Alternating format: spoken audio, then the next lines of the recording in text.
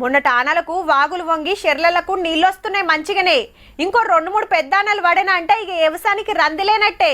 కానీ యాసంగికి మళ్ళా గవ్వే గోసలు. ఇట్లా కావద్దంటే మన నీళ్లు మనకు రావాలి, మనం ఇంకిన్ని ప్రాజెక్టులు కట్టుకోవాలి, పంటలకు మలుపుకోవాలి.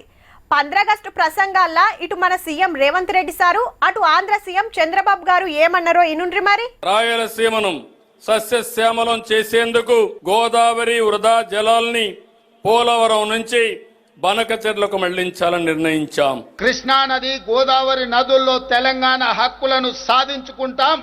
మన ప్రాంతానికి సాగునీరు, తాగునీరు అందించినాకనే మిగతా ఎవరికైనా నీరు.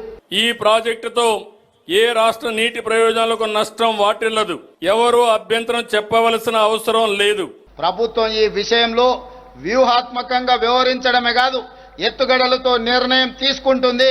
ఎవరు ఎత్తులేసినా ఆ ఎత్తులను చిత్తు చేసి వరదలు వచ్చినప్పుడు ఎగువ రాష్ట్రాలు నీటిని విడుదల చేస్తే దిగువ రాష్ట్రంగా ఆ నష్టాలను, కష్టాలను భరిస్తున్నాం. దిగువ రాష్ట్రంగా అదే వరద నీటిని వాడుకుంటామంటే అభ్యంతరాలు ఎందుకని అడుగుతున్నా. తెలంగాణకు రావాల్సిన వాటాను సాధించి ఎవరి ఒత్తిడికి లొంగేది లేదు, ఎవరి ఆరోపణలకు బెదిరేది లేదు. మన వాటాల సాధనలో రాజీ పడే సమస్యనే లేదు, ఎవరికి భయపడేది లేదు.